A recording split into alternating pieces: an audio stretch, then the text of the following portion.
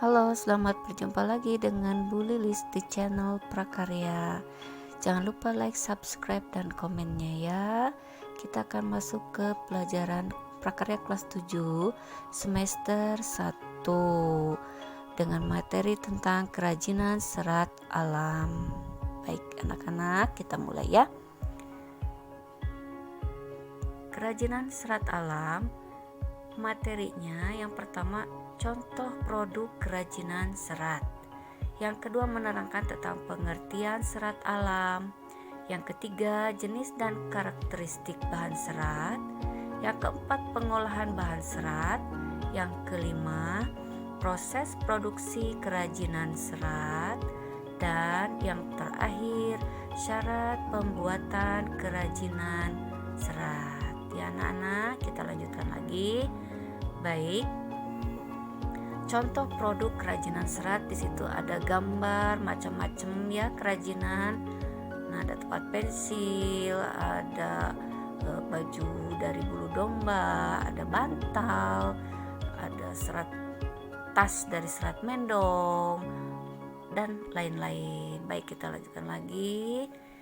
Nah, yang pertama, pengertian serat adalah suatu bahan yang berupa potongan-potongan bagian yang membentuk jaringan memanjang yang utuh. Di situ ada serat daun pandan contohnya dan serat sutra.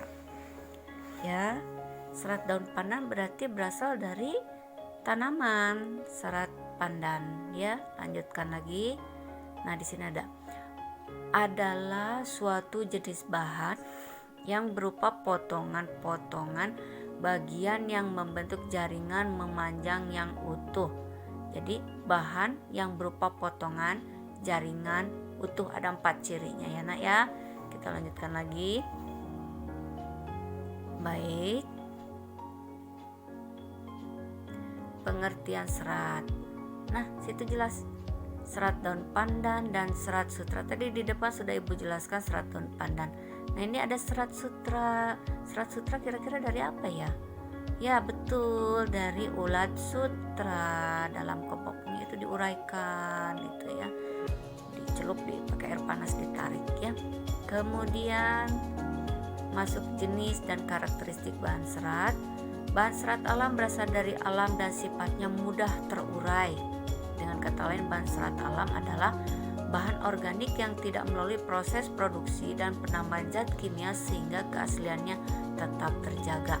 Serat alam terbagi menjadi 3, tumbuhan, hewan, dan mineral. Kita akan jelaskan nanti masing-masing ya.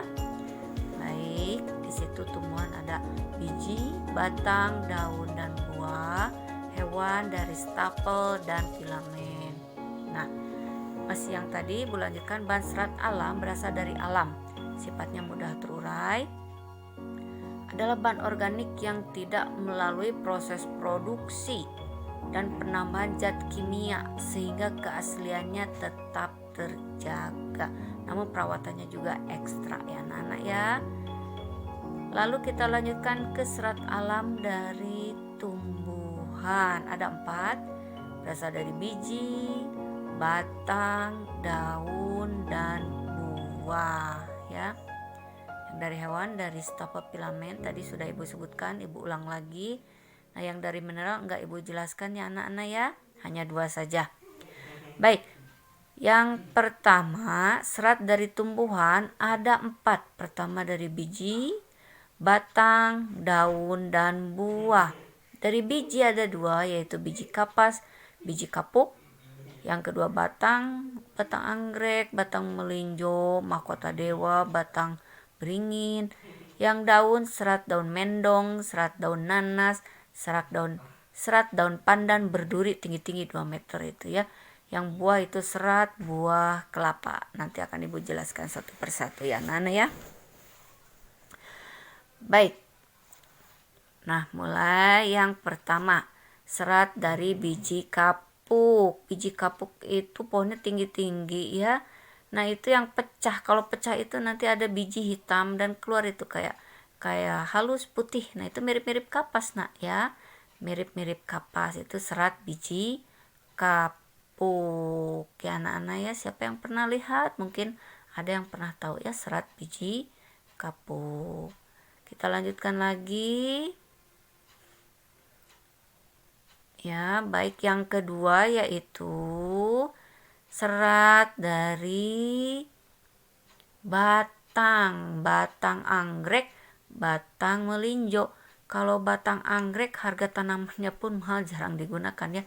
Tapi mungkin karena lihat batangnya itu bisa digunakan menjadi serat dulu pada zaman dulu.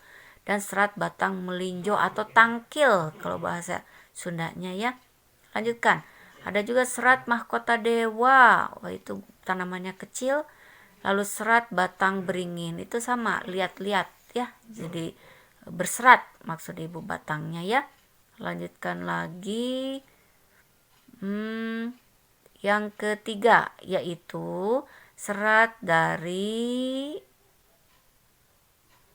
daun. Nah, serat dari daun ada 3 di situ. Daun mendong, serat daun nanas, serat daun pandan berduri.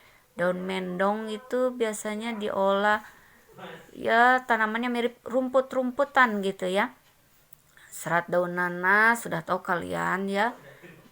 Kemudian serat daun pandan berduri itu tingginya sampai 2 meter. Nah, ini sekarang serat buah kelapa.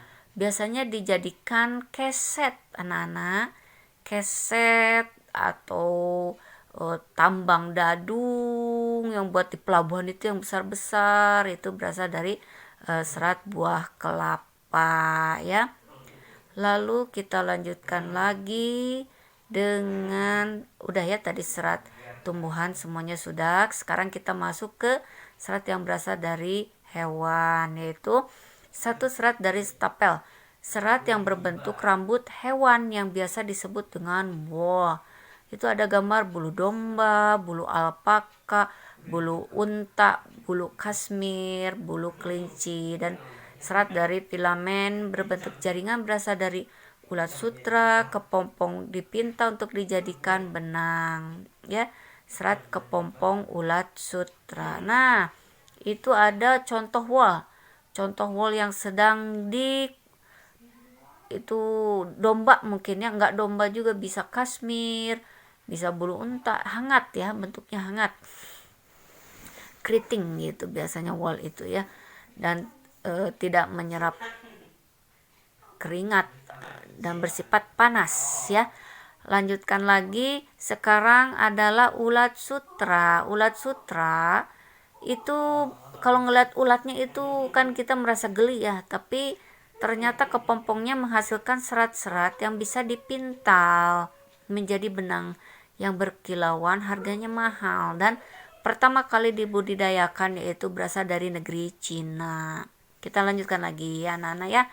Nah, sekarang karakteristik ciri-ciri bahan serat, ibu 3 saja: serat kapas atau katun, serat sutra, dan serat wool. Ciri-cirinya dari masing-masing ini khusus ya. Yang pertama, serat kapas, bahan terasa dingin, sedikit kaku, mudah kusut, menyerap keringat, mudah terbakar, dan rentan jamur. Dan biasanya serat kapas atau cotton cocok digunakan di negara tropis seperti Indonesia ya. Itu ada contohnya, itu gambar cotton bud ya, dan kapas untuk kosmetik atau kapas kecantikan ya. Nah, biasanya kaos-kaos itu berasal dari katun atau serat kapas yang nyaman digunakan. Kita lanjutkan lagi. Yang kedua yaitu serat sutra. Serat sutra, dan yang ketiga yaitu serat wool. Serat sutra udah tahu ya, tadi harganya mahal, tidak mudah kusut, dan lain sebagainya.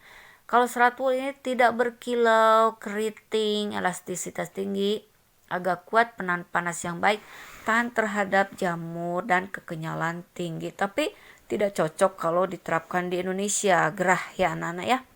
Kita lanjutkan ke pengolahan bahan serat. Ada 4. Yang pertama yaitu pemintalan benang, yang kedua penggulungan benang, yang ketiga pencelupan warna, yang keempat penenunan benang menjadi kain. Oh, Untuk jadi proses baju itu nggak mudah ya ternyata. Baik, yang pertama, pemintalan benang. Di situ ada dua, bisa secara manual, itu kapas yang dipintal menggunakan jari, dan yang kedua itu pemintalan di pabrik-pabrik. Nah, itu otomatisasi menggunakan alat-alat mesin ya, alat-alat mesin. Nah, lanjutkan. Yang kedua yaitu pemintalan benang. Nah, setelah bukan pemintalan, maaf ibu salah ya, penggulungan benang ya. Setelah dipintal kemudian digulung. Nah, digulung, dipisahkan, lalu di situ pencelupan warna, itu gambarnya pencelupan warna ya, warna magenta itu ya, pencelupan warna, kainnya dikasih warna agar lebih menarik, sudah tahu ya. Yang terakhir pembuatan kain. Sekarang proses produksi kerajinan serat ada 3: menenun, menjahit, dan mengikat. Dalam proses pembuatan kerajinan serat menggunakan beberapa teknik, diantaranya, ulangi lagi, menenun, menjahit, dan mengikat. Ibu terangkan sedikit-sedikit. Menenun itu proses pembuatan barang-barang tenun dari persilangan antara benang lungsin vertikal dengan benang pakan atau horizontal. Persilangan antara dua benang ini, lungsin dan pakan, biasa disebut anyaman. Nah itu ya, tapi udah jarang digunakan pada zaman sekarang ya, semuanya sudah menggunakan mesin ya. Dulu biasanya kalau menenun itu menggunakan alat tradisional. Nah, lanjutkan kita materi yang terakhir. Syarat pembuatan kerajinan serat ada 5: kegunaan, kenyamanan, keluasan, keamanan, dan keindahan. Sudah jelas ya anak-anak? Coba dibaca lagi nanti ya. Kegunaan fungsinya untuk apa? Kenyamanan untuk apa? Keluasan, memiliki keserasian antara wujud, keamanan. Nah itu ada. Kegunaan mengutamakan nilai praktis, yaitu dengan dapat digunakan sesuai dengan fungsi dan kegunaan. Lanjut, kenyamanan yang memberi kenyamanan pada pemakainya. Ya, kalian bisa lihat sendiri, bisa baca sendiri. Baik. Nah, itu keluasan, memiliki keserasian antara wujud dan bentuk benda dengan nilai gunanya fleksibel ya, serasi wujud dan bentuk. Baik. Kemudian yang terakhir adalah, nah ini, keindahan, estetik, daya tarik lebih jika dibandingkan dengan benda lain. Harus indah ya. Kalau tidak indah, benda itu orang nggak akan mau beli ya, nggak akan mau memilikinya. Berarti harus memiliki unsur kerajinan itu, yaitu keindahan. Baik, sudah jelas.